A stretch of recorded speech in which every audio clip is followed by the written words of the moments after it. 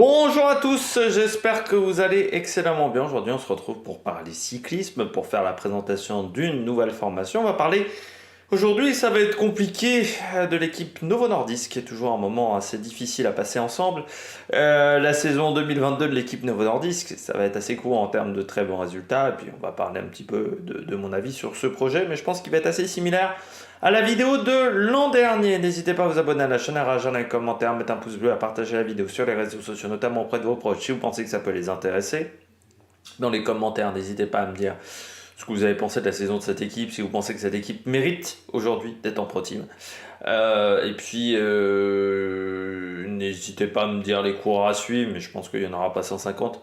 Et je pense que cette vidéo donc sera assez courte de ce fait-là, parce que même les coureurs à suivre ne sont pas exceptionnels dans cet effectif. N'hésitez pas à mettre la petite cloche, à aller voir la playlist si vous avez raté certaines présentations. N'hésitez pas à aller voir également PS 2.0 sur Spotify et aller également sur TikTok, même si en ce moment c'est assez calme. On commence tout de suite avec la saison 2022, cette formation. C'est un peu comme d'habitude, quoi, hein, c'est pas fameux.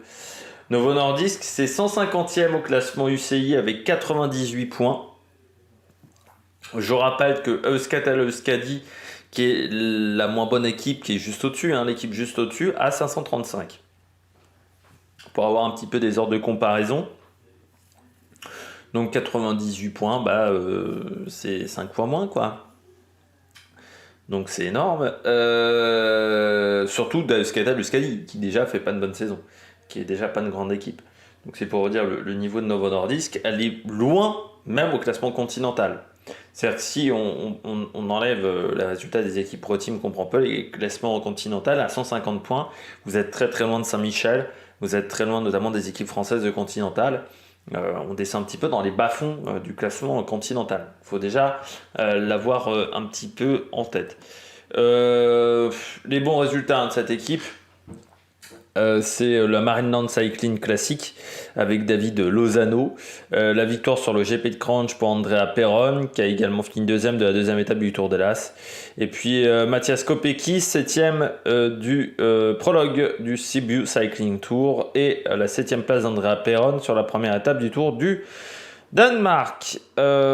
Toujours le même problème avec cette formation. Je comprends toujours pas l'intérêt de cette équipe. Alors déjà pour moi c'est pas une équipe c'est une équipe de Continental vu le niveau. C'est là où on voit qu'il y a un problème aussi avec les Pro Teams, c'est que cette équipe là devrait être en Continental. Et surtout du côté de cette formation, j'essaie toujours de voir l'intérêt de cette équipe. L'objectif de cette formation, pourquoi elle a été conçue, le Team Novo Nordisk, il y a désormais 10 ans, plus de 10 ans même, parce que ça s'appelait Team Type 1, comme le diabète de type 1. Et ensuite, ça s'est appelé Novo Nordisk à partir de 2013, parce que c'est Sanofi Aventis qui est derrière, je rappelle ce projet-là. J'essaie toujours de comprendre l'intérêt de Novo Nordisk. L'objectif est de montrer que malgré un traitement lourd contre le diabète, on peut avoir une vie tout à fait normale et performer dans le sport. C'est ça l'objectif de départ. Sauf que avoir des coureurs qui sont à peine capables de faire le top 10 sur des courses 1-1, ça donne vraiment envie. C'est-à-dire que ces mecs-là, à part dans les échappées ou hors délai, on les voit assez peu quand même dans les pelotons. Donc, se dire que l'objectif de départ, c'est de dire on peut avoir la même vie que quelqu'un qui n'a pas le diabète grâce au traitement, c'est faux, parce que tu n'as pas le niveau de performance d'un coureur traditionnel. J'ai l'impression que cette équipe a toujours eu un statut particulier parce que c'était des diabétiques. C'est-à-dire que si les mecs n'étaient pas diabétiques, cette équipe, on n'en parlerait même pas. On se sert un peu du problème de ces coureurs, du fait que ils ont un problème de diabète, pour en parler et pour être en Pro Team. Sauf que ça devrait être les performances qui te permettent d'être en Pro Team. Alors oui, tu peux mettre en avant le diabète, Mais là, je considère que cette équipe-là ne le met pas en avant, ne met pas en avant les traitements, ne sert à rien en fait. Et que c'est juste un prétexte pour avoir un statut pro team et pas autre chose. Voilà, pour cette formation. Et c'est pour ça que je suis toujours très énervé après cette équipe. Je l'ai fait un peu plus cool que l'année dernière. L'année dernière, j'avais été un peu plus violent, je crois, sur Novo Nordisk. Mais cette équipe m'intéresse toujours aussi peu. Donc une victoire, bah, autant vous dire que vous n'êtes pas dans le top 100 du classement Secure Ranking. Vous êtes... Voilà. Donc je ne vais pas en parler plus que ça. Donc la victoire, c'était au GP Cranch. On a déjà fait les autres résultats. GP Cranch, une victoire dans la saison. Hop là, j'ai oublié de regarder.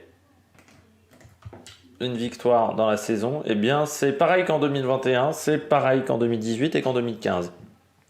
La saison record est en 2012 avec 17 victoires, mais en 2012, il y avait des coureurs aussi qui, je crois, n'avaient pas de diabète. C'était un mélange. Je crois me rappeler en 2012, à l'époque où c'était Sanofi, et l'objectif était aussi d'avoir des résultats, idée qu'ils ont ensuite complètement perdu en termes d'idées. Voilà. En 2010, 2011, 2012, c'était une équipe qui était intéressante. Après, derrière, pas d'intérêt pour moi. Du côté de l'équipe Novo Nordisk, les transferts, il y a quelques changements dans cette équipe. Alors les transferts, c'est surtout qu'il y a des coureurs qui partent et il y a des coureurs qui arrivent. Un départ pour une arrivée. Le départ, c'est Mehdi Benhamouda qui quitte l'équipe. Et pour l'instant, on n'a toujours pas trouvé de point de chute et je pense que ça va être compliqué. Et puis Saïdov Lazeri, qui était avant chez Tascan City Professional Cycling Team, qui donc rejoint cette formation. Du côté de cette équipe, le plus jeune coureur à 19 ans, c'est Mathias Kopecky. Le plus âgé, c'est Peter Custer, qui a 38 ans. Ils sont 18 dans cette formation. 1, 2, 3, 4, 5, 6, 7 coureurs ont plus de 30 ans. Et 6 coureurs ont moins de 25 ans dans cette formation. On passe aux coureurs à suivre. Très rapidement, les coureurs à suivre. J'ai décidé de mettre Lucas Doge, qui est donc un coureur français, qui l'année dernière en meilleur résultat a fini 15e de l'étape 4 du Tour d'Hélas. Car 28 jours de course, c'est aussi l'un des problèmes de cette formation, c'est que les coureurs courent très peu. Déjà, ils sont présents sur très peu de courses, et ils courent très peu, et en plus, ils font très peu de grosses courses. C'est-à-dire, c'est souvent des courses, le Tour du Rwanda. Alors là, il avait fait le Grand Prix Mégane Indurain, mais c'est quand même des courses qui sont souvent 2-1, 2-2. C'est rarement des super grosses courses dans l'année. Donc voilà, Lucas Doge, pas mal d'échappées dans l'année, mais c'est un peu le principe dans cette formation. Coureur à suivre, surtout un baroudeur. Charles Planet, lui, c'est un serial baroudeur. On l'avait vu notamment sur Milan-San Remo, une année. L'année dernière, 9 jours de course seulement. Il a couru au Tour de Man et au Tour de Slovaquie. Il a été renversé par une voiture, ce qui lui a pourri une grande partie de sa saison à Charles Planet. Donc on espère retrouver un petit peu le Charles Planet de 2019-2020, qui avait notamment fait 7e du circuit Getxo ou 6e du classement par points de l'UAE Tour.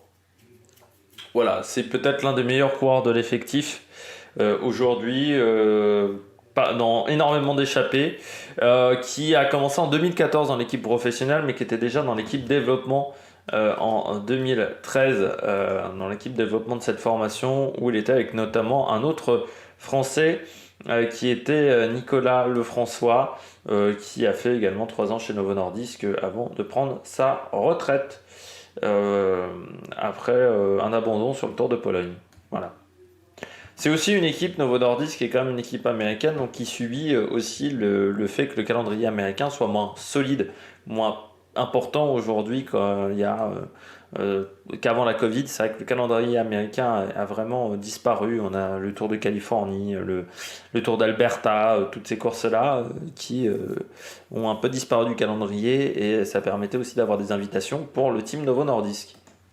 David Lozano, sprinter, puncher, Lozano, qui a apporté les meilleurs résultats de cette formation, je crois, avec Andrea Pierron, qui a 34 ans, qui a fait toute sa carrière dans cette équipe pour le moment. Passé par 12e de la Marineland Cycling Classic, ça c'est son résultat majeur de la saison. 11e du classement de la montagne de l'Adriatica Ionica Race. 14e du général du Tour d'Hellas. 10e du général du Souss Aegean Tour, qui est aussi en Grèce.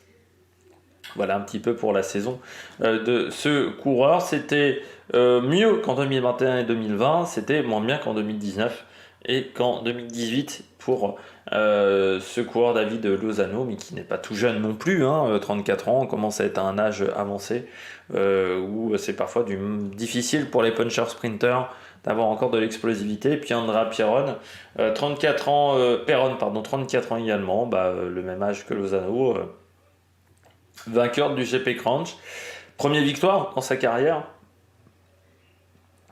21e du Tour de Vendée également, 21e de la dernière étape du Tour de Pologne, 18e de l'étape 1, 13e de la première étape de l'Adriatica Ionica Race, 2e et 4e sur 2 étapes de l'International Tour of Hellas, 3e de la dernière étape du Tour de Rhodes et 9e de la première étape du Tour d'Oman, 53 jours de course pour lui, qui est le sprinter majeur de cette formation, qui a eu lui aussi des meilleurs résultats qu'en 2021 qu'en 2020, mais c'était quand même moins bien qu'en 2019 au niveau de sa carrière. Voilà, j'ai pas grand chose d'autre à dire sur Novo Nordisk. C'est vraiment une équipe qui ne m'intéresse, mais alors pas du tout. Et pour moi, c'est une équipe de Continental, pas plus. Voilà. Donc, je crois que l'année dernière, j'avais fait 12 minutes. On devrait être dans les mêmes eaux cette année pour cette formation. Le maillot, il change. Avant, vous aviez une énorme bande jaune. C'était pas le maillot le plus agréable à voir. Cette année, c'est noir avec un peu de vert sur le bras. C'est toujours des maillots qui essayent d'expliquer quelque chose, des histoires dans cette équipe. Voilà, là je crois que c'est les 100 ans des recherches sur le diabète. Enfin, je sais plus, il y a une idée derrière le vert. Voilà pour le maillot de Novo Nordisk. Bon, c'est sobre. Après, en même temps, avec le noir, tu peux rarement te tromper, quoi. En mettant deux couleurs, normalement, tu arrives quand même à faire un truc qui s'accorde plutôt pas trop mal.